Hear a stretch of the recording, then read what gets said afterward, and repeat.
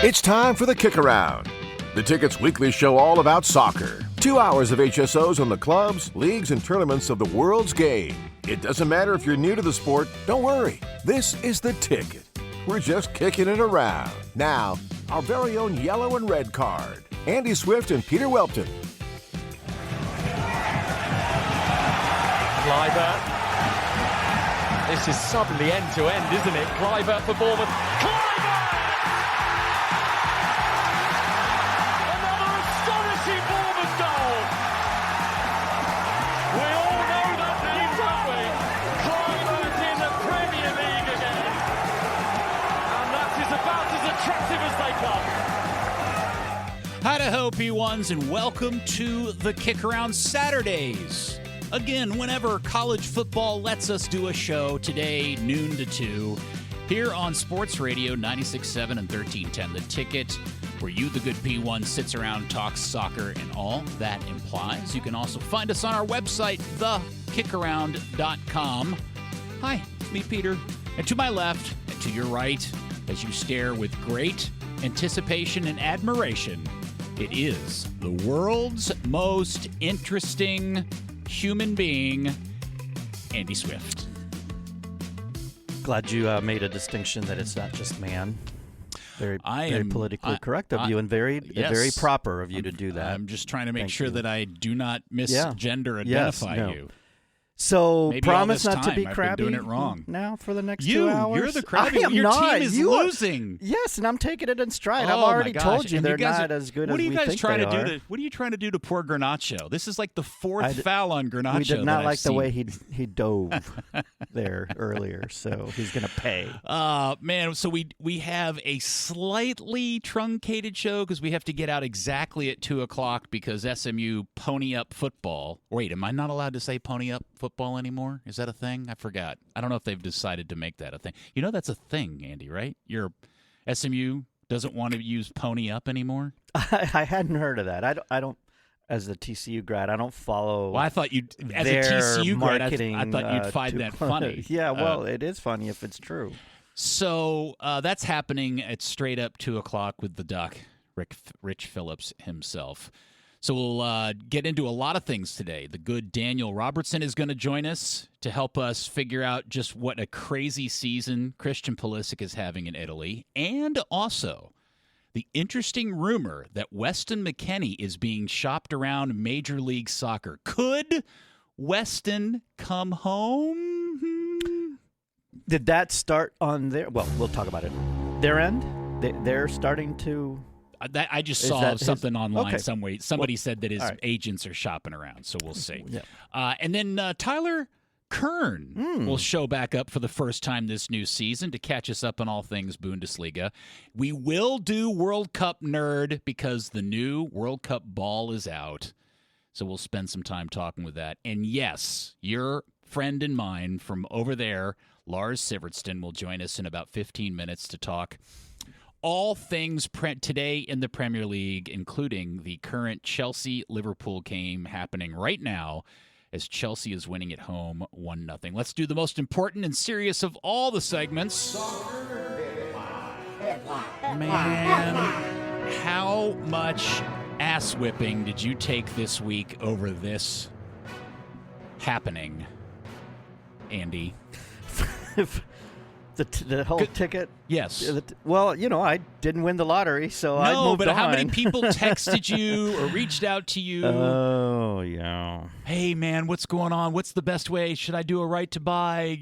Should I wait until the second day? Should I go? Honestly, that started for me a couple months ago, right? Yeah. Mm-hmm.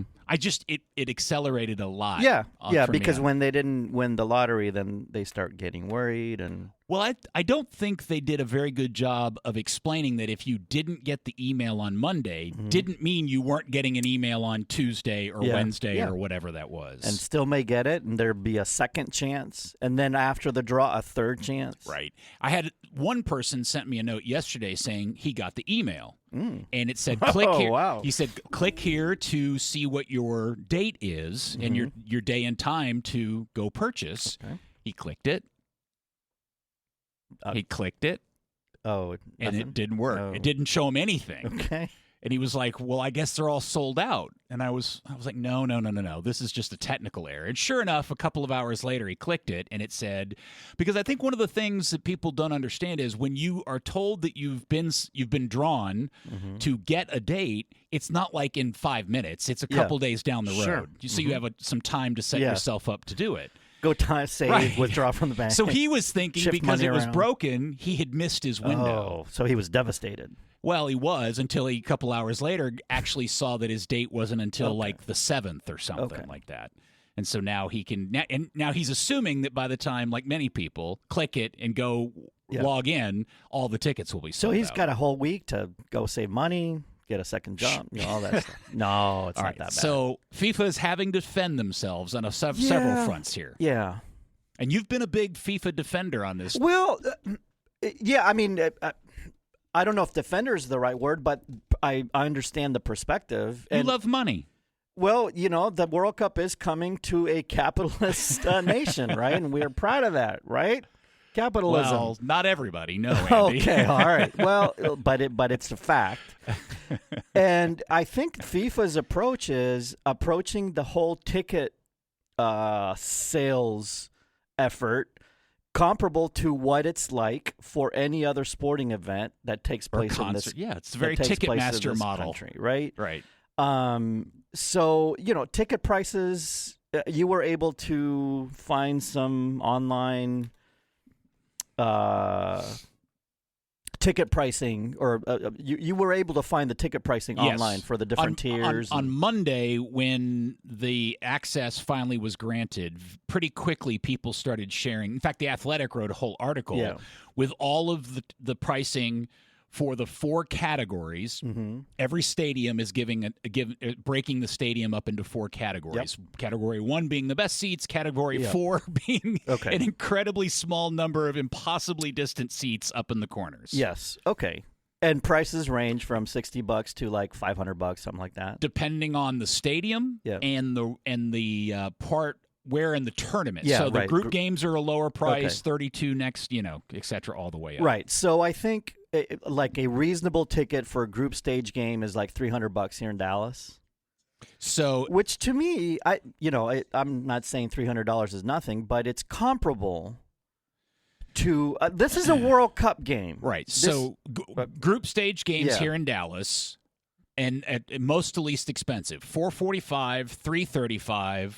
155 and then 75 to 60 for category 4. 155. So eliminate the most expensive and the least expensive. You have 355 and 335 and 155. Okay. So 335 gives you tier 2, which tier 2, category 2 at AT&T Stadium is section 400 all the way at the top. Okay. So a few things. So those prices are going to fluctuate based on the game as well, because they've said that dynamic pricing. So that's the price now.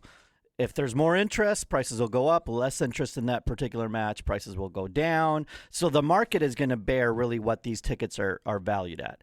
In 1994, here at the Cotton Bowl, tickets went like $25, $35, $65, something like that, which is probably after inflation, and they say every 7 years things double, but probably a little less than that. You're looking at $150, $200, the equivalent of $200. So we're almost there. The cost of going to sporting events has gone up. That's just a thing. And if you look at what do you say each of these games is like a Super Bowl? Sure.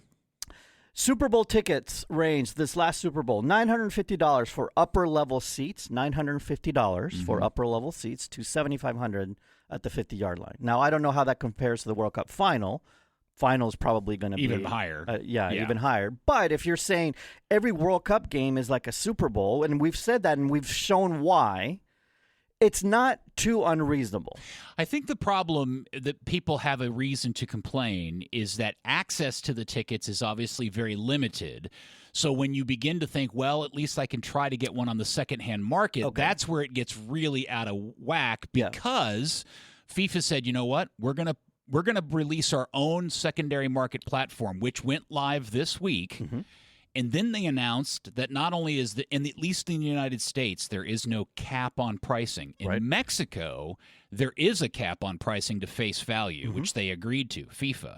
But in the United States, the initial tickets that were thrown up on the secondary market were literally anywhere from like $7,500 up to $50,000. Right. And again, the market will bear what those tickets will go for. And on top of that, FIFA announced that they were taking 30% in addition for fees. Hey, from buyer and seller. ChatGPT, how much do ticket broker websites and secondary marketplaces typically charge for ticket fees on your platform? 20% to over 40% of the ticket's list price. It's a lot of effing money, Andy. So that's in line with what, well, I'm not going to name them, but all the other ticket broker websites. It is what it is. And anybody who thought going to a World Cup game in 2025 in the United States was going to be an inexpensive deal probably had misset their expectations. Now,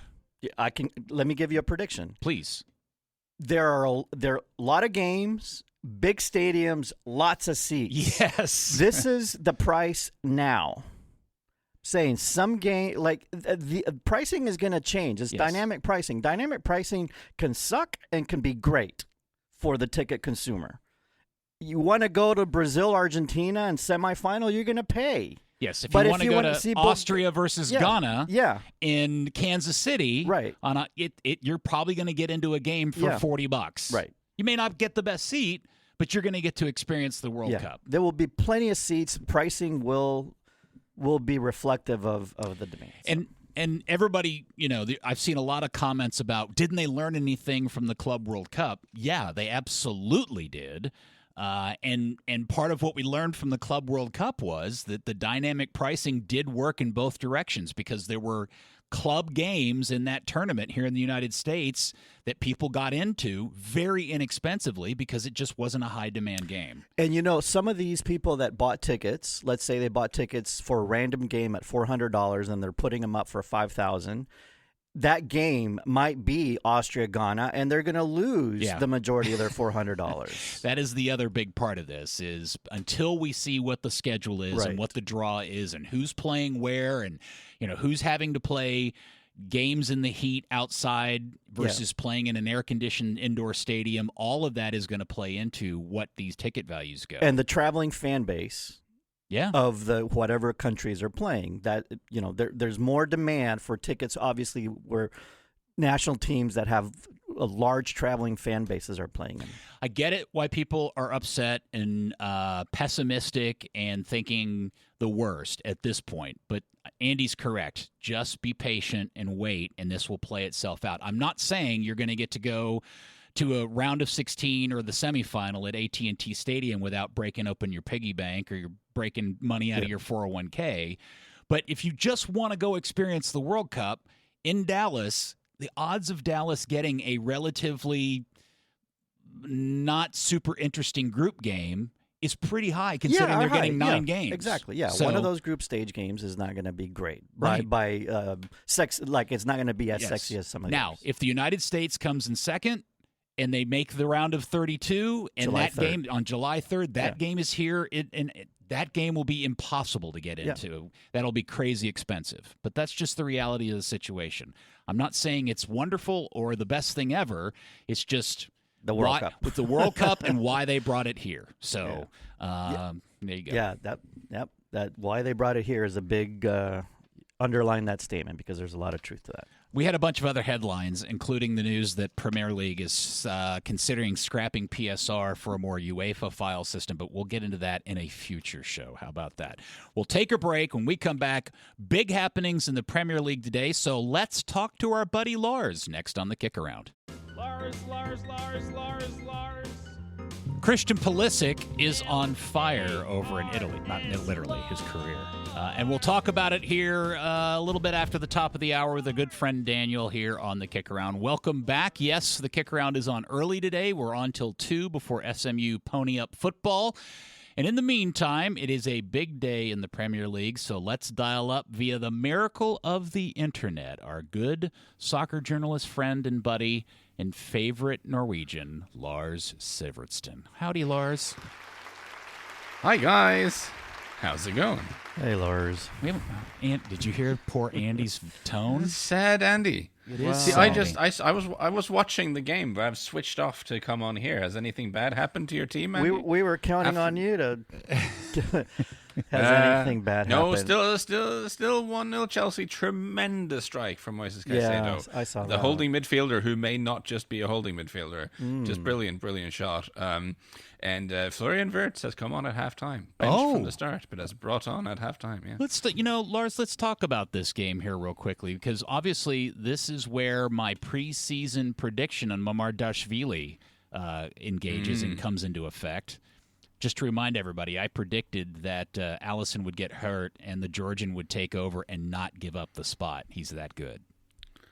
Yeah, I agree with you that he's great, but it's been a difficult game for the goalkeeper to impress because he's hardly had anything to do, and what he did have to do was just a rocket into the top corner. So it's not really like a lot you could do about it. So it's been a bit of a sad game from Mamardashvili so far, but I'm a huge fan of his, and yeah, I wouldn't be shocked. I kind of thought when that news broke that they signed him ages and ages ago that meant Allison was going to Saudi Arabia or something this summer, but maybe it's next summer. I think you're right, Peter. The other big talking point of this game is, as you mentioned, Wirtz came on the second half, but did not start the game.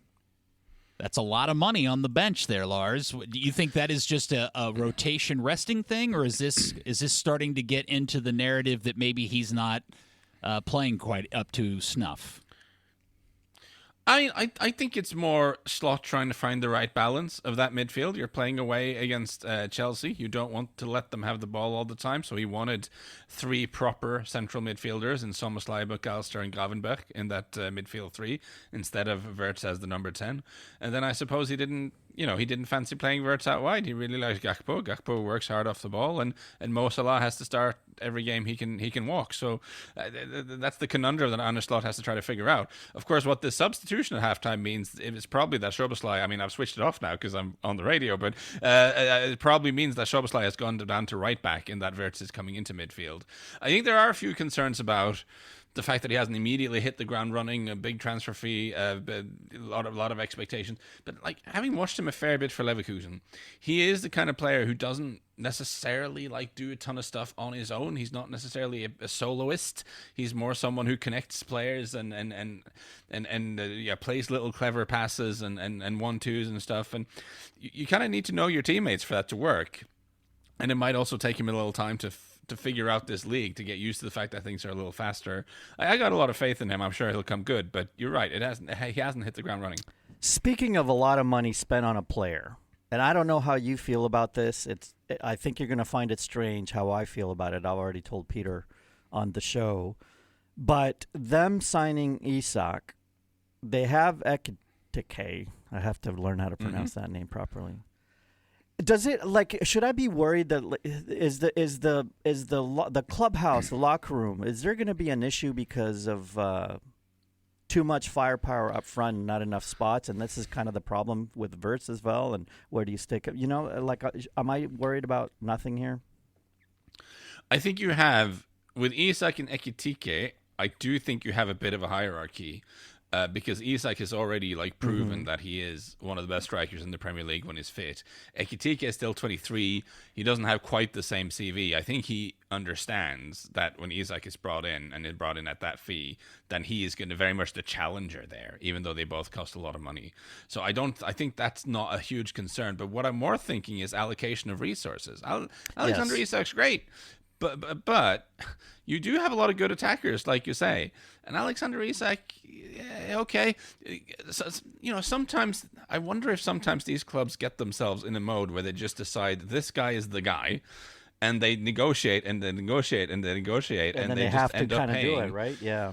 Yeah, and they never stop to think, well, you know what? Who's second on our list? Who's third on our list? Who's fourth on our list of guys we like? Could we maybe get them for half the price? And are they that much worse? Or maybe some help in the back. Buy one more defender. Yeah, exactly. Yes, buy Gonzalo Ramos from PSG. They don't want him, or they don't want to play him anyway, even though he keeps scoring goals. Yeah. You can get him for half of what you paid for his second buy center half. Exactly. I don't know. Exactly my thought. Yep. Now, Lars, you know, before the season when all this was going down, you also had a really interesting theory that a lot of what the Liverpool front office doing is future planning, like post-Mo Salah planning. Mm-hmm. I do think that's true because, of course, Mo Salah is still there. He did sign a new contract, but we can already see this season signs that he might be a little bit on the decline. Maybe that's harsh after just 6 games, but he hasn't looked quite as dominant as before. He is 33, and he's a quick guy. He's a guy who relies on his explosivity and his sharpness, and he's 33. I mean, usually they start to drop off a little bit then. You don't know how long he's going to be there, so bringing in Wirtz, bringing in Nketiah, bringing in Isak, you're bringing in a group of like young guys who have huge like potential superstar quality. And you just kind of wait and see. Hopefully, one of them can be, I guess, what you in the US would call a franchise player, because that has been Salah, right, for years now, and it's going to have to be someone else. Nice term. Not this season, but maybe next season. Yeah. All right. So I've been hanging out with Peter. Yeah. So Chelsea right now in the 52nd minute are up 1-0 against Liverpool, and it appears, based on what I've seen, a relatively even game. Now, Arsenal won earlier today. They beat up on West Ham. Did they even have a shot on goal in that game, Lars? I can check that for you real quick. I was watching the other one. 4 shots, none on target. Yeah, no shots on target. West Ham did not fare well at all. Arsenal wins. Now, Arsenal currently is atop the table on 16 points. If Liverpool loses, not only would this be their 3rd loss of the season, but now we are officially on for the title race. Yeah, 100%. And I was going to say this. If worried Liverpool fans, I mean, I think people have freaked out maybe a little bit more than they had to. I don't know where Andy's at, but after the two defeats, a lot of people have gotten very, very stressed. It's still a pretty good start to the season. But yeah, this would be a 3rd straight defeat. And it's more that things are not quite coming together in the way we were expecting, right? What I think the stress comes from the fact that when they were winning, most of those games they were winning. I'm not going to say, I mean, there was luck involved, but they were pulling games and winning games that perhaps should have been draws or winning at the death, not quite at the death, but you know what I'm saying? So I think that's where it's like, oh, was that a mirage? You know, was it 5-0 start? Was that a bit of a mirage? Yeah. Yeah, I'm not going to get into the weeds of statistics, but I can tell you the sort of advanced metrics underlying stat stuff completely backs up what you're saying there, that they were maybe a little bit fortunate with the finishing. But it certainly means we have a title race, and there's a bit of confirmation bias and smugness from me, but I did tip Arsenal to win the league. I've had a lot of faith in this Arsenal team, and the reason I believe that is because they're so solid defensively. They've conceded 3 goals in the first 7. They're so solid, and it's not as fun to talk about, but it's very important in this sport. It's a low-scoring sport. The thing that I thought interesting about the Arsenal game was, and maybe this is a reflection of who they were playing in West Ham, but Arteta starting Odegaard and Eze and taking Zubamendi off and not starting him, I thought was really interesting. Now, Odegaard goes out very early in the game with an injury. Again, I think you told me it was a knee injury, Lars. Is that what it was? Yeah, clash of knees. Very unfortunate. Yeah, that's the worst. And then Zubamendi came in for him at that point. But the idea that Arteta is thinking about playing a midfield 3 of Declan Rice, Martin Odegaard, and Eze is that now that's it. Now you got my attention. Yeah, but I do think you answered your own question whilst formulating the question there, Peter, because I think it is all about the team they were playing against. You know, Nuno Espirito Santo taking over West Ham.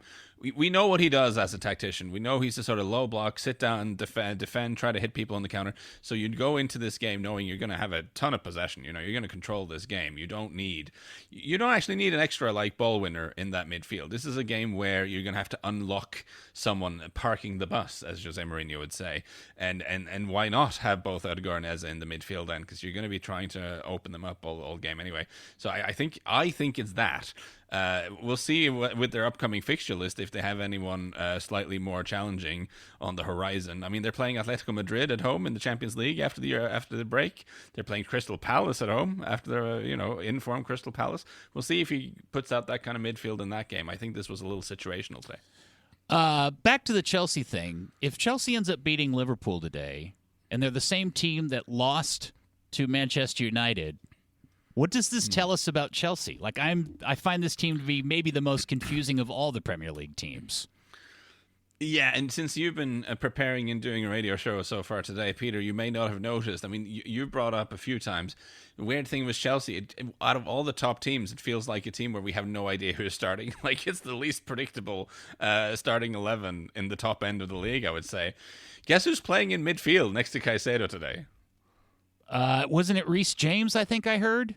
No, that's the thing. When the lineup came out, Reece James, Malo Gusto, all right, 2 right backs in the squad. Maybe James goes to midfield. No.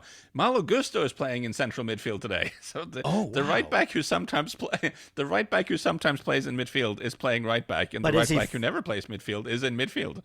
They're actually playing like that. He just didn't write it up in the okay.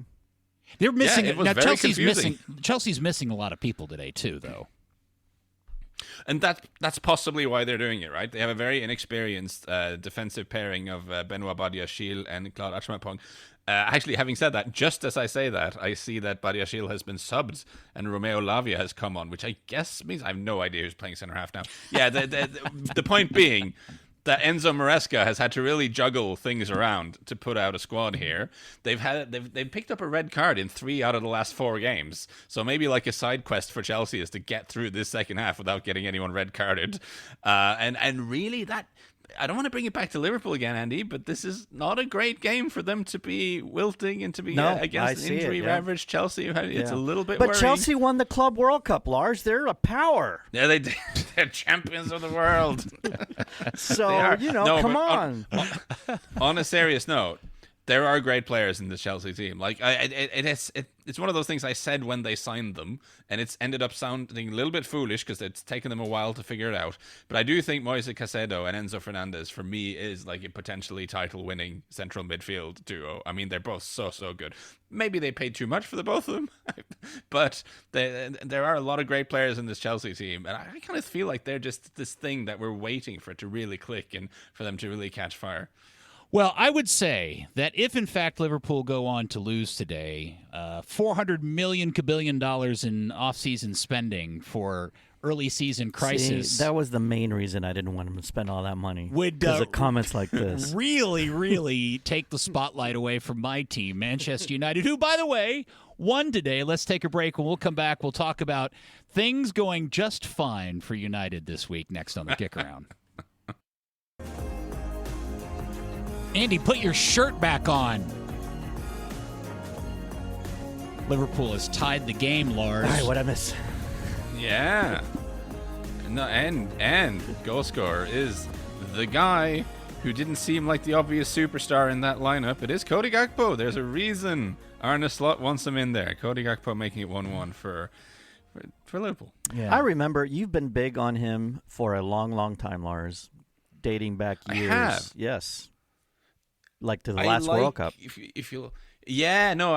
had him. I think I picked him as like my guy to watch for the Dutch team in the Qatar World Cup. I don't forget. I just like the fact that, and what we've seen he's a great striker of the ball, but he's a really good worker as well. And this is something we've really seen. I think that's why Slot really likes him. Like, obviously he scored a goal now, that's likable, but he is one of those guys who really puts in a shift and follows instructions and does what he's told, which is important. Well, Andy seems very relieved because now they're certainly destined to win this game and grab all 3 points and go back into first place. See how he is. Why don't we talk about Man United and the great run they're in? Yes, United. We've had nothing but such a fire hose of bad stats, factoids, and historical, whatever the footnotes to talk about running for United for a while. So I was somewhat amused when today during the game, as the game was coming to a close and it looked like certain that United was going to win, they pointed out that this would be the third straight home win in the Premier League for Manchester United, which is like monumentally good news. Remember when they wouldn't lose at home for years at a time? Are you aware of the social media young man who is doing a bit, a United fan? Mm-hmm. He has pledged quite a while ago that he would not cut his hair until Manchester United had won 5 consecutive matches. He has the biggest afro you've ever seen. He's almost there, though. What is it now, 3? No, because they lost last week. They got to win 5 consecutive matches. Yeah, right. So now he's got 1 in a row. Right. Yeah. Lars, you know who I'm talking about, right? Well, I've seen the hair. I don't know him by name. No, not it's that a you thing know that personally. I just think 5 is wildly ambitious. I agree. Did that even happen under Ten Hag? No. I don't think you ever did win. No, I don't think so. No, but I think he's going back to the good old days. Oh, hang out, you did. I've looked it up now. It was in February 2024. You beat Luton, Aston Villa, West Ham, Wolves, and Newport County. Well done, Man United. Powerhouses. Wow, what a run. What a run that Newport was. County one at the end, really. Well, the streak of Sunderland not winning at Old Trafford in 12 years was extended today as United went through. There's a lot of good things about this game, Lars. They won a game. They won at Old Trafford. They got a shutout. And I think the 2 big, really interesting changes here is Diallo coming in and made a big difference. Mason Mount starting over Cunha. And Lemons starting in goal, who, by the way, got the biggest, not Lemons, getting the biggest. Lemons? Well, whatever. Getting the biggest applause for coming out and grabbing and catching crosses into the box, which nobody at United has seen happen in a really long time. Yeah, that was an exciting moment. No, I feel as a consumer, I felt let down. This did not deliver what I was expecting. I mean, this had banana skin, huge disaster for United written all over it. Sunderland have been almost a bit of a surprise team in the league so far. 11 points on the board already is pretty incredible for a newly promoted team after 6 games.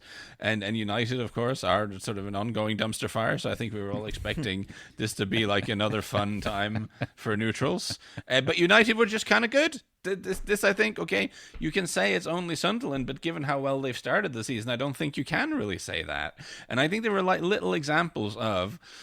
So without getting too deep into the weeds, one of the things Amorim, the coach, wants to do with this very controversial formation is to get get good situations, one-on-one situation, overload situations out wide, which is something that kind of drives the watchers a little crazy.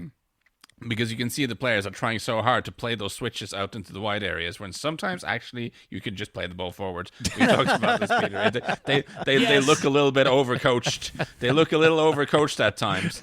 That being so, having Diallo in, who is like a proper winger instead of a fullback playing wingback, someone who is a real threat when he gets into those attacking areas, that seemed to unlock that system a little bit, I thought, because when they did manage to switch it out to him quickly, he was creating dangerous situations. And I thought Diallo made a huge impact on this game. And benching Cunha, we'll see how he deals with that, because he has not been as effective and he is a very unstructured guy. Like benching Cunha and bringing in Mason Mount, that is like bringing in like the teacher's pet instead of like the rogue kid who sits at the back and makes weird noises in class. You know, it's a big sort of switcheroo in a lot of ways. Well, what I would say is, and I have been a critic of Mount since he joined United because he just largely hadn't done anything. But what I've seen from him this season is that he is kind of the connecting, I will do what needs to be done, and the hard work in that position. That Cunha just appears to be an individual who's doing nothing other than trying to score his first goal for United, no matter what cost it comes at. He just wants to score. And I think that's why you probably may continue to see Mount start over him, because Mount's doing all kinds of other work Cunha just won't do. I completely concur, and pretty much every coach who's ever had him has really loved Mason Mount because he follows instructions. He doesn't cause you any trouble. That's why you call them really the hard. teacher's pet. Right.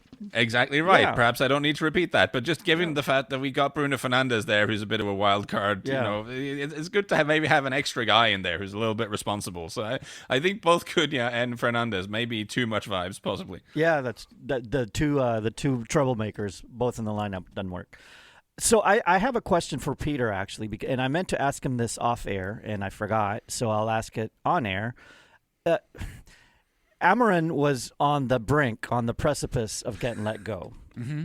Now they just played this awesome game. It's bought him another several months. No, I'm kidding. But where do you stand with it? Like, were you hoping just cut it and restart, or are you willing to give this project time?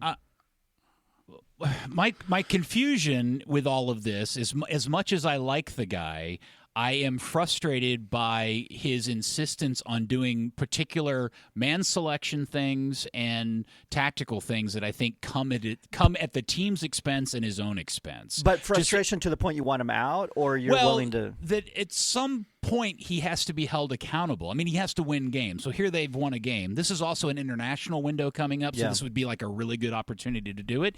I'm sure he's probably saved his skin now for another month until the November window. The answer to your question is, Andy, I'm really torn because I honestly don't know who they can easily get to take his place that's going to do anything better. That's always the take. Yep, exactly. Yeah. Yep. So United end up winning that game 2-0 today and jump up the table just a little bit and live to fight another day. Like I said, I assume, Lars, right, Amarim is around after the international break for the next game? I mean, who knows, man? Like, he at least he was in a better mood today. I mean, he did almost, you say he was on the precipice of getting fired. I think he was on the precipice of firing himself earlier in the autumn after the Grimsby game. Good point. I mean, that was, but I think it's they seem so committed to this. And the thing I keep coming back to is, they put so much into hiring him, and it's the big guys with the big egos upstairs in the club who've kind of gone, this is our guy, and I think firing him is such a climb down for them. It's such a loss of face, including for the minority owner, Sir Jim Radcliffe, who's a man who has a fairly considerable ego. I think he really doesn't want to do that. I think he really is desperate for it to work out so he doesn't have to look quite so stupid, and I think that is buying Amarim a bit of extra time here. All right, speaking of good wins, Tottenham got one at Leeds today, 2-1. Thomas Frank gets a win, much needed, Lars.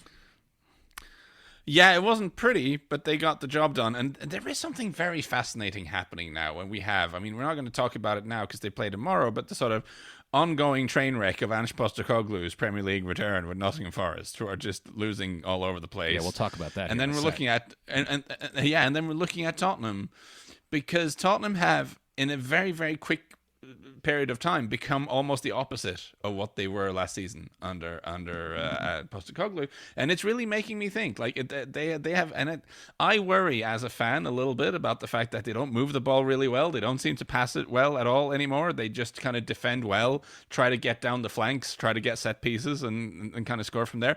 I worry if there is a ceiling to that, but I also kind of like and respect the fact that the coach went in and said, wow, this defense is a disaster. We're just going to spend the first couple of months on my reign working on defense, because whatever we're doing before, we have to stop doing that.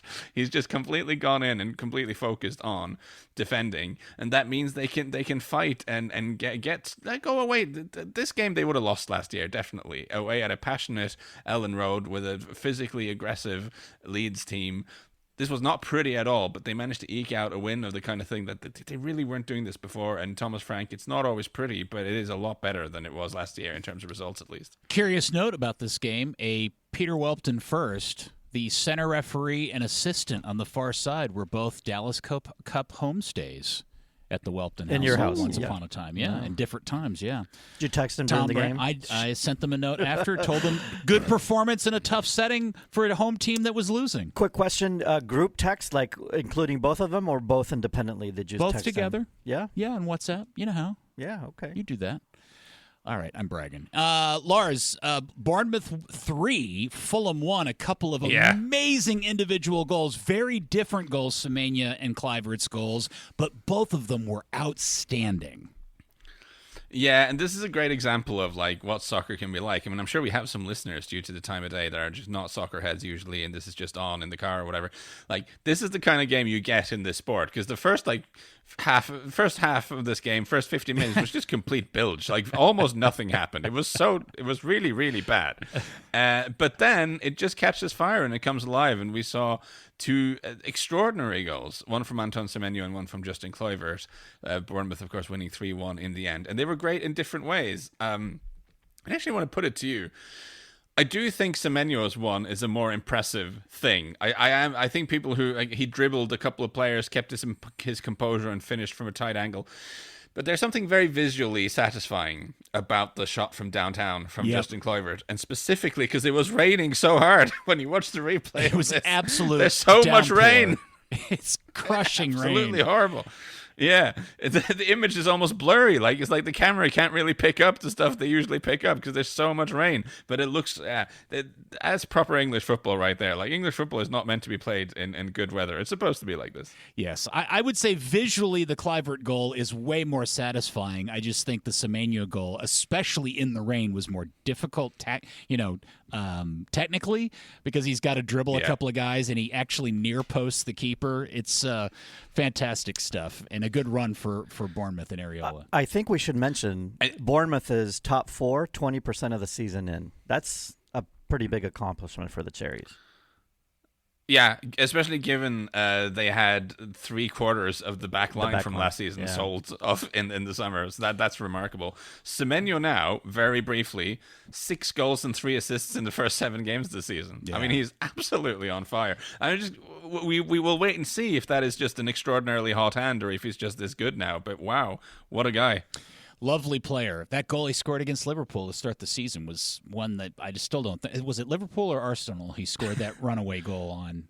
He like dribbled. Yeah, that was Liverpool. The opening day. The one where everyone thought he should pass, and he just kind of confused everyone by not passing and shooting it into the goal instead. Always very weird when players do that. All right, interesting games tomorrow. 8 a.m., there are 4 games. Villa hosting Burnley, Everton hosting Crystal Palace, who are on a stunningly good run, Wolves hosting Brighton, and then at 10:30, Brentford hosting City. The most interesting game of the morning, though, that people want to tune in for, Newcastle hosting aforementioned Ange Postecoglou and Forest. Will Ange survive this? If they lose this game, he's going to get sacked, isn't he? I almost think so. And I mean, it sounds ridiculous, but And speaking of big guys with big egos, I mean, Mr. Marinakis is not a guy who necessarily wants to show himself up as being a man who makes big mistakes. But the thing is, the results are so bad. Like, you kind of have to... When he took over... You remember he had this game away to Arsenal first. We thought, oh wait, that's a free hit. They're going to lose that. But then they're playing Swansea in the cup. They're playing Burnley. They have a Europa League game. That's not the worst. And they're playing Sunderland. Then they're playing some Danish people in the Europa League. That's a really soft start. You know, you can get a few wins there. Get a big. He's not won a single game. It's 3 draws and 2. It's 2 draws and 3 defeats. And it's also. It's the exact type of defeats he was suffering with Tottenham. It's counterattacks and set pieces. I saw the goal they gave up to Michelin, and I was like, that looked like Spurs last season. Yes, it's the exact same thing. And as I have an acquaintance who's a Nottingham Forest fan who just kind of messaged me and says, the way to beat this style has been on display in the most watched league in the world for over a year. And he doesn't change anything. Like, this is so dumb. And then, I'm not sure. You're taking a team... that was used to playing very, very like defensive, sit back and counter people, and mid-season you're trying to make them like a high pressing, stand on a high up the field, getting people like that's not smart. Like that's not a good idea. I'm going on a bit now, but it's just remarkable, and I do think it's so bad that I think Marinakis can actually pull the plug now and still not look like the bigger fool. Well, I suppose. I guess it would depend on who they replace him with, and if that person can write it after that. Who knows? Good Lord, they may end up with Big Sam Allardyce at this point. Oh yes, bring back Sam. Big Sam. Is Sam out looking for a job, or is he fully officially retired? I don't know. I mean, he is getting on a bit. I mean, last seen at West Bromwich, wasn't it? Trying to rescue them. Yeah. He's he is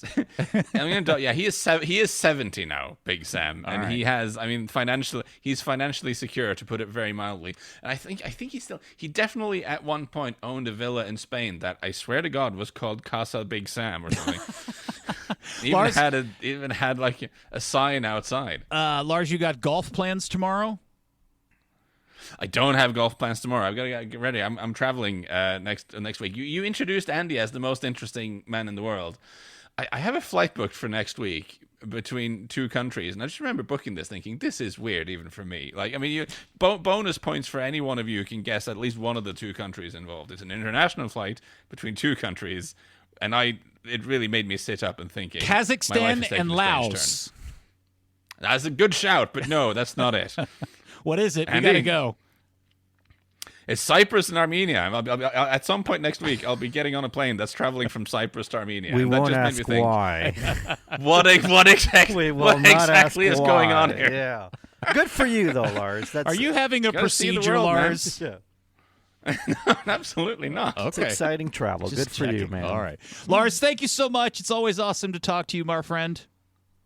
Anytime, guys. All right. There's Lars Sivertsen. You can follow him and check out his podcast, The Lars Resort, any old good time. When we come back, we'll hook up with Daniel Robertson to talk about Serie A, Christian Pulisic, and is Weston coming home? Next on the KickAround. The good Tyler Kern will join us in about 15 minutes to catch us up on all things Bundesliga. Andy is very tense as Liverpool and Chelsea in added time currently are drawn at hockey sticks, and Chelsea is pounding loudly on the door.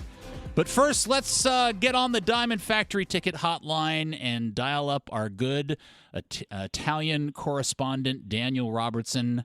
Howdy and ciao, Daniel. Ciao, ragazzi. Following Lars, man, that feels a little bit like David Moyes following Alex Ferguson, so I'll try to do my best. You have to start somewhere, Daniel. You got to start somewhere. You have to somewhere. Don't undersell yourself, sir. So when you call him an Italian...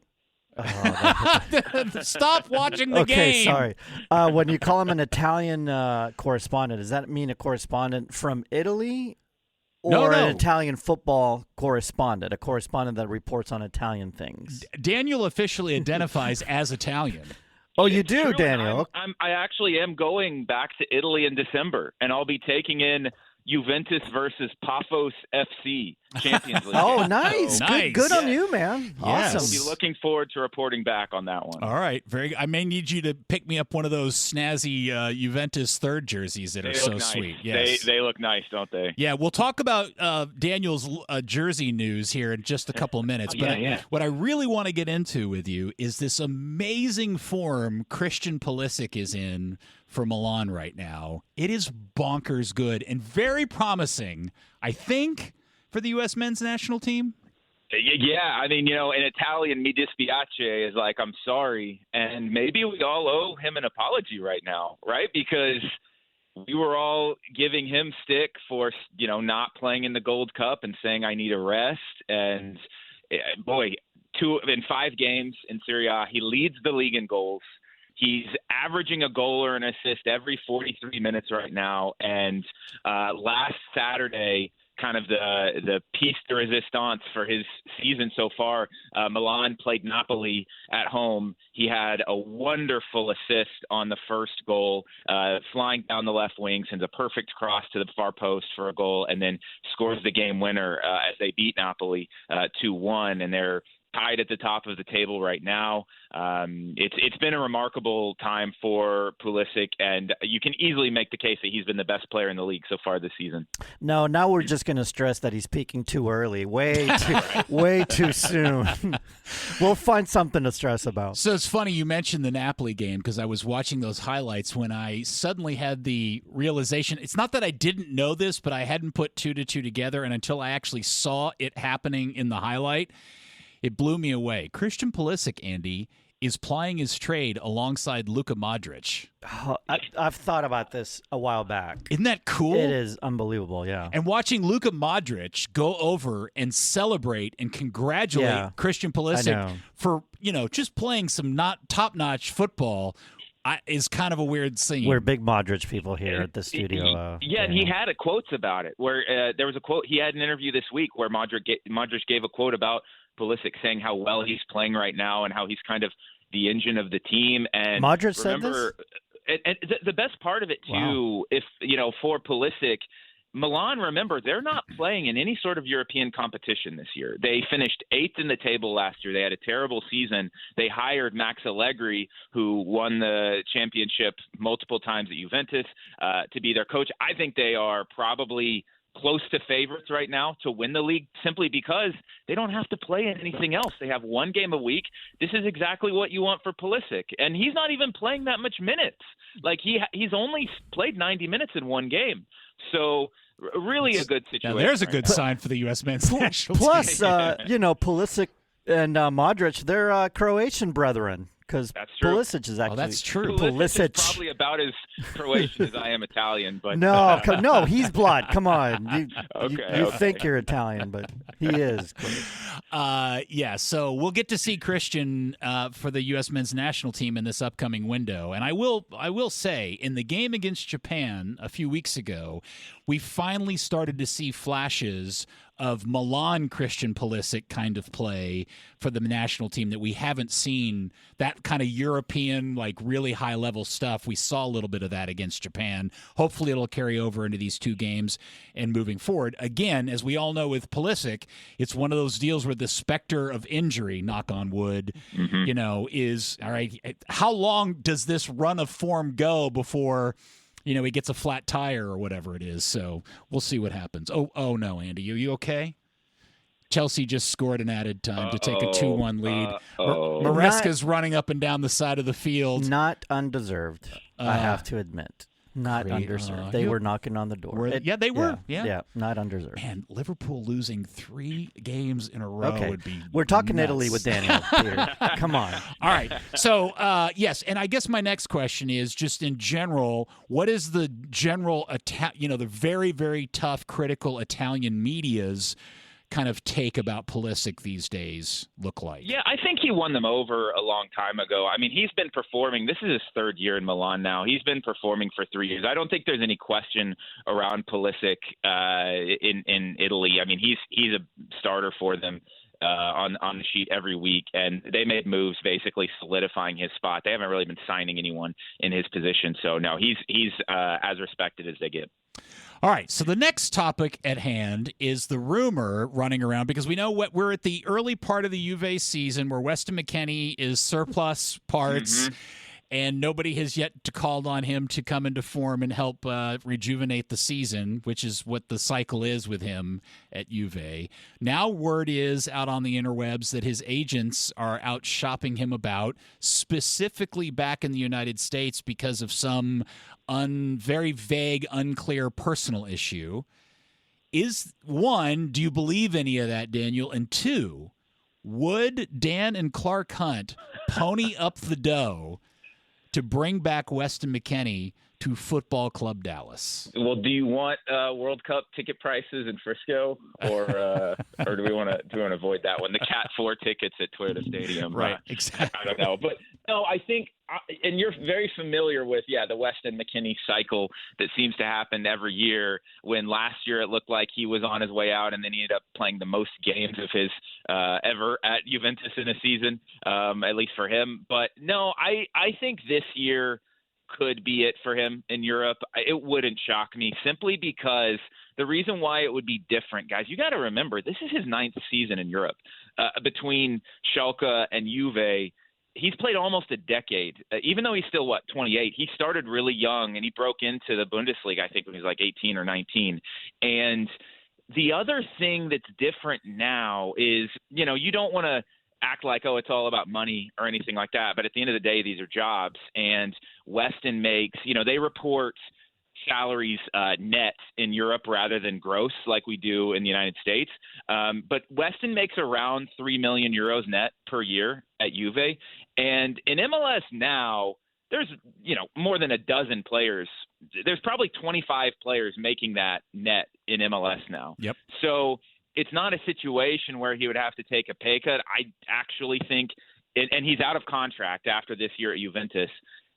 Now, is Juve going to want to sell in the winter and maybe make a little bit of money on it? I don't think so. I think that depends on how they're doing in Europe. I think he'll stay the full season in Europe. But after the World Cup next summer, if he has a good World Cup, his value to an MLS team is never going to be higher than it would be coming after the World Cup in 2026.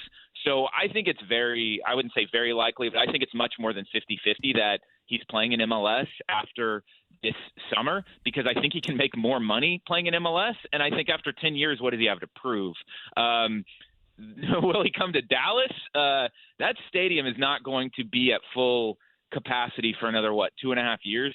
I'm not sure if the budgets in Dallas are going to, when they only have 11,000 tickets to sell, and even next year, I think they may even have less than that. I wouldn't hold my breath on that one. Yeah, it would be a big stretch, and I guess it would depend on what both the transfer fee is if they want him before he's out of contract, and two, what Weston's looking like. And Weston may not want to play here just because a lot of players don't like playing in their hometowns for a lot of reasons, and plus, I don't know if we want Weston in front of all that Texas barbecue. That would probably maybe a bad idea. All right, before we go, Daniel, you have acquired a rather excellent soccer shirt. Has it showed up at your house yet? Yes, it has showed up, and it's beautiful. So I don't know if our listeners have heard of match-worn shirts. It's dangerous. Let me say that off the bat. It's dangerous. If you have a little bit of extra money to spend, you had maybe a nice bonus at work or something like that, and you want to get a little reckless with $300 of your money. And not planning to go into the World Cup. Yeah. If you want to choose between sitting in the upper deck at AT&T Stadium for Ecuador versus, Austria or something, so basically how this works is they take the jerseys straight from the players after the game, and you bid on them. It's an auction-style website, and there are there's dozens and dozens of teams at this point that do this, and I would say the jerseys go for anywhere between, $120 to, look, they have Liverpool on there. If you could have bought the jersey from the game today will probably be on neat shirts. yeah, you probably don't want this one, but loser. If you want thanks, Daniel. Maybe today's. Thanks. Let me get the knife out of my back. Okay, yeah. So what shirt did you get? So I got Tanner Tessman's Lyon jersey from a game they played in Ligue 1 recently. It ran me about $300 all in. It's got the dirt stains on it. I'm looking at it right now. It fits. I don't know if I'm going to wear it or frame it. I'll probably frame it. Does it stink? Yeah. Oh, wow. So they don't wash it. I'm seriously interested to know if they actually take the effort to wash it.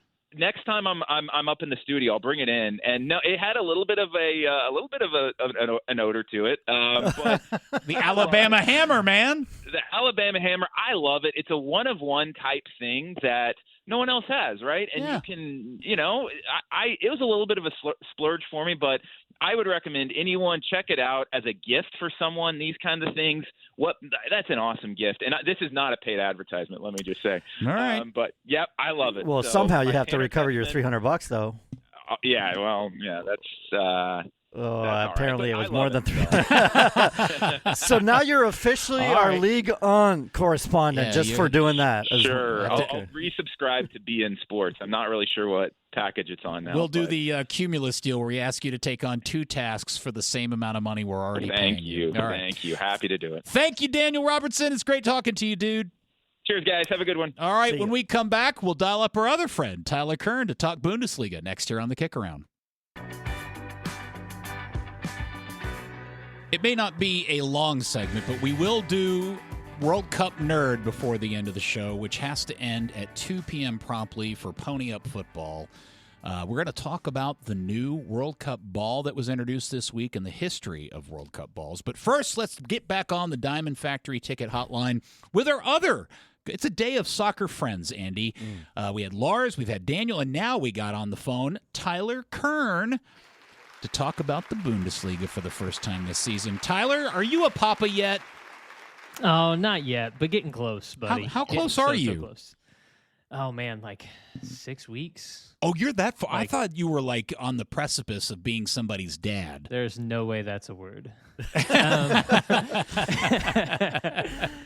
It is kind of a terrifying thought, right? That I am that close to being a father. Yeah, But you no, specifically. Not quite yet. Yeah, I know. Andy and I are both guys without children, and we won't because we're past our age. So have you had the wake up in the middle of the night nightmare, that realization that you're going to be somebody's father? I mean, it's kind of a constantly terrifying thought. You're going to be I will be responsible for another. I think I am prepared as much as you can be for this, but it's still a pretty terrifying. Anybody who's ever watched me play soccer knows that there's some you some try random hard. Craziness. Yes. Yeah, I try real hard, but sometimes that manifests itself in quite a wild manner. We're rooting for you, my friend. Thank you. Well, we haven't. Now, you've been busy making baby, and we haven't talked to you this season about That didn't take that long. About the Bundesliga. No, it was quick. How is the Bundesliga season? Because here's the thing. Last week, we shared the news that Harry Kane had scored his 100th goal for Bayern Munich already, and that was the fastest in European top-flight history in terms of the amount of games. I had lost track. That I knew he was scoring, but I didn't realize things had been going that well for Harry over at Bayern Munich. I mean, he's been prolific, as that stat suggests, and then he scored 2 more this morning against Eintracht Frankfurt. Oh, did he really? 3-0 win for Bayern. So he's just tearing it up, and he is playing in such a way that has garnered a lot of admiration, I think, from German fans. That I think everybody appreciated what Harry Kane did and what his game looked like when he was at Tottenham and what he does for England and that sort of thing. But I think it's gotten maybe a much broader appreciation since he got to Bayern Munich. Just the way he drops into the box, his work rate, he drops back into the midfield, and then manages to get back into the box to score goals. So I think the appreciation for what he does has broadened in terms of his global appeal, let's say. All right. Now, Bayern Munich is already 4 points ahead of Dortmund at this point, and 5 points ahead of Leipzig, and 7 points ahead of Leverkusen. And I'm trying to figure out if people are surprised by this, considering the key injuries that Bayern Munich had suffered. Charlie Davies is still coming back from his situation. The Musiala injury that happened during the Club World Cup, I think, is he not out for the season?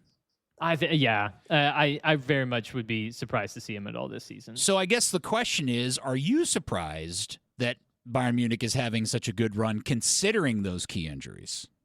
Not necessarily. I mean, you still look at who they start up front, and there's no other Bundesliga team that can really touch it. I mean, I think a lot of Premier League teams would love to have Bayern Munich's starting front three of Harry Kane, Michael Olise, who a lot of Premier League teams were after when he was leaving Crystal Palace, and then Luis Diaz, the former Liverpool left winger. So, I mean, they still have so much firepower that they're able to just blast through teams for the most part. And yes, some key injuries, but they're still by far and away the strongest team, especially when you consider Leverkusen has taken a significant step back since Xabi Alonso left. And they fired Erik ten Hag 2 games into the season, which is just a really fun story in and of itself. And then Borussia Dortmund has kind of reverted back to its roots of, okay, we're only investing in young players. And so you kind of look around at the league and say, yeah, this is going to be a season that Bayern Munich runs away with it. And we just need to accept that. And Andy can make fun of me and we all move on. Yeah, it's 4 points. But one thing that won't happen if the fans have any say is Liverpool lost, Tyler. He's salty right now. Oh, I know. Andy just needs a big soccer hug right now. So I'm so bummed because we probably won't get the chance to see a Bundesliga game in the U.S. like we will La Liga because the fans, man, they are having none of it. Right. And I mean, this all goes back to that just like protective aspect of German soccer. That German soccer the fans refuse to allow teams to kind of like sell the soul of the game. Yeah, essentially for monetary benefit, right? And that means that teams are generally like pretty okay acknowledging that like they're going to fall behind in competitions like the Champions League. And I mean that as like the German fan in general, not necessarily like the Bayern Munich fans, not going to be super pumped about that, but they will protect the heart and soul of German soccer above commercial interests every single time. It's why Leipzig is hated far more than Bayern in Germany, just because of that commercial aspect to it. And so, yeah, just it's just not going to happen. And I think probably for the betterment of the game, really.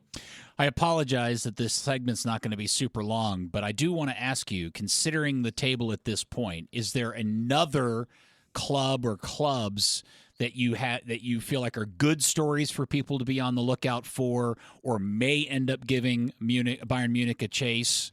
Anybody in particular, or a player maybe that you'd like to share your observation about? I don't think that a team is going to give Bayern a chase, and so we'll look maybe elsewhere.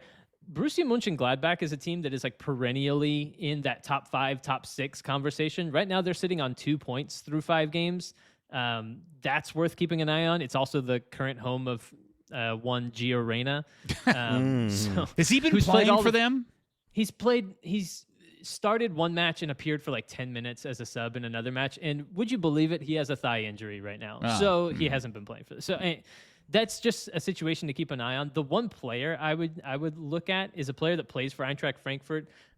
He has 5 goals through 6 games. He's a 19-year-old named Can Uzun. Sorry. He's probably going to be like the next big, $100 million import into the Premier League from the Bundesliga. So Eintracht likes to do that. They've made a lot of money recently selling strikers. Oh my gosh, they really have, and I'm sure some Premier League team is going to buy him and use him poorly and completely derail his career, like what happens. No, he'll go almost somewhere every else time. and then come back to another Premier League team and do well. That's how it works. Yeah, he'll go like the Mo Salah route or something like that. He'll get bought way too prematurely and then go off and discover himself and come back and just rip it up. But he's a player to watch. I mean, 5 goals in 6 matches for a 19-year-old. He elected to represent Turkey at the international level rather than Germany. He's just an interesting player, but plays kind of like that tweener number 10 / like just underneath the striker role. And I mean, he's been on fire this season, so he's a lot of fun to watch. So that's a player I would keep an eye on. And then I think Dortmund is interesting just under Niko Kovac and just a team worth watching. They're not going to challenge Bayern this season, but like I said, they did not bring in a single player over the age of 24 in the offseason except for a backup keeper. So they're kind of gone back to that younger mindset and have Jude Bellingham's younger brother. So just an interesting tidbit about Dortmund. By the way, Bayern has a plus 22 goal difference after 6 games. The next closest team has plus 8. So I'm just saying, Bundesliga plus 22 goal difference. Who needs to give you a hug right now, Andy, that's going to make you feel better about things? Like, you're not top of the table anymore. I know it was a heartbreaking loss. Like, do you need from Peter? Does EA need to come? I bet EA gives great he's been making hugs. fun of me. And then I see big sweaty EA hug. See Chelsea's coach running 80 yards celebrating the damn goal. Come on, let's be professionals here. Okay, Andy out. See you, Tyler.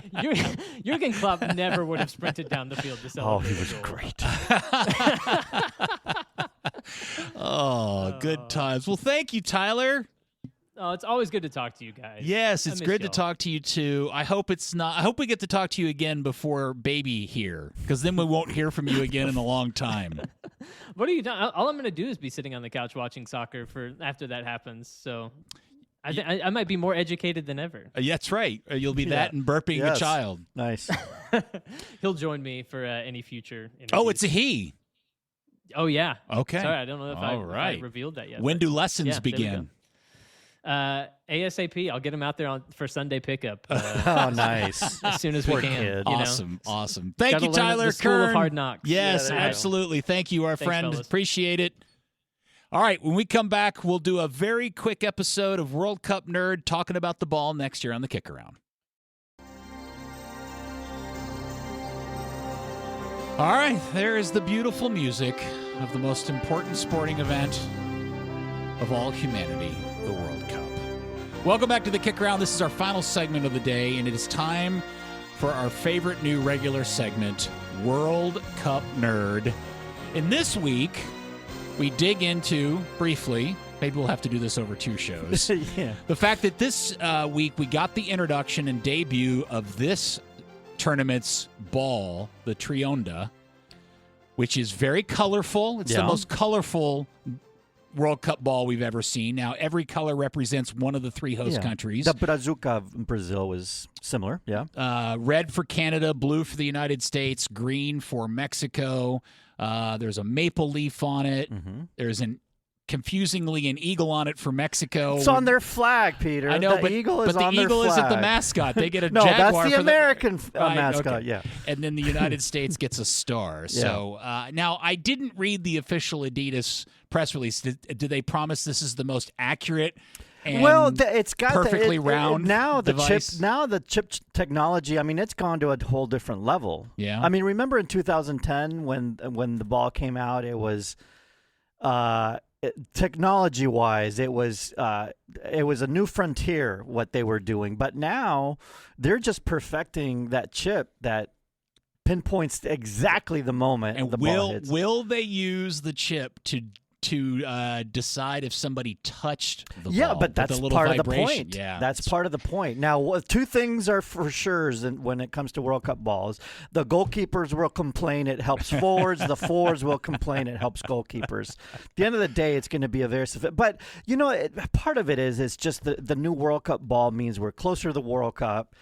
Yeah, I remember as a kid, like the World Cup ball was everything. It's the ball you wanted to play with, right? And yeah. For me, that's the 82, the Tango was growing up. That to me is, and it still is, the most special ball ever because it came out when you were a kid and, I was following the World Cup at the time and just World Cup balls are special. So is the Tango your favorite? Yeah, because I was 14 at the time, It's funny. I mean, my favorite is a ball that I probably don't even understand how I'm familiar with it other than it became kind of the default image of a soccer ball, which is the old Telstar. Yeah, that's the original. Which is the original polka dot ball from the 70 and 74 tournament. And that's the first time Adidas came up with the official ball. Wasn't that their first ball was the 70 ball, right? Yeah, okay. Right, yeah. Which was this interesting design with the 32 hexagon panels. And that's the iconic ball to this day, right? When you picture soccer ball. And we never see it used in it. We never see does Adidas own a design the trademark? I'm not sure. For the I'm not sure if they do or not, but it would be brilliant if they came up with that. Oh, I just made a prediction.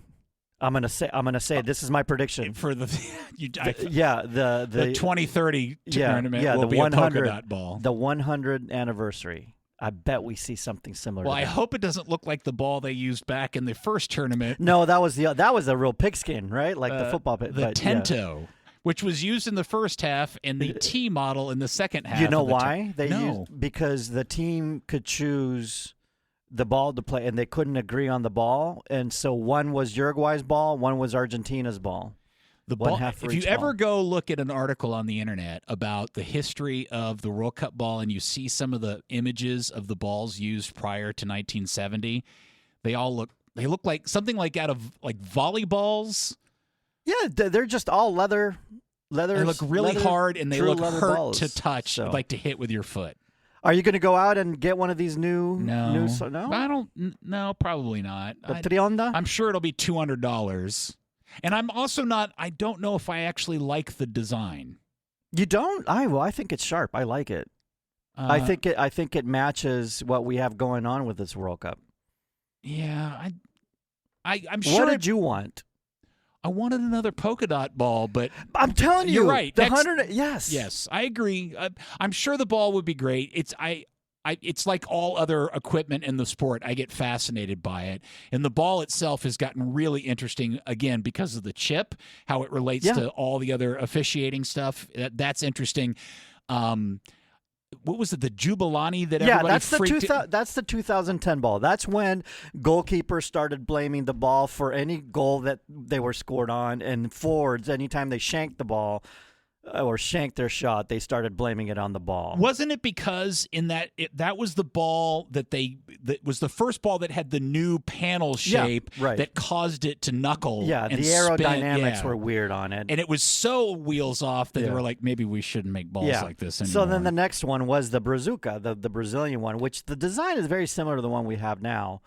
This World Cup, and that one was actually a very good ball. And ever since then, if you've played with those, and we've been fortunate to be able to have access to those balls sometimes in our Sunday pickups through friends in the industry that we have. They're good balls, man. Adidas just makes good soccer balls. They really do. They really do. Yeah. Well, I love a good World Cup soccer ball, and you do too, Andy. That's right.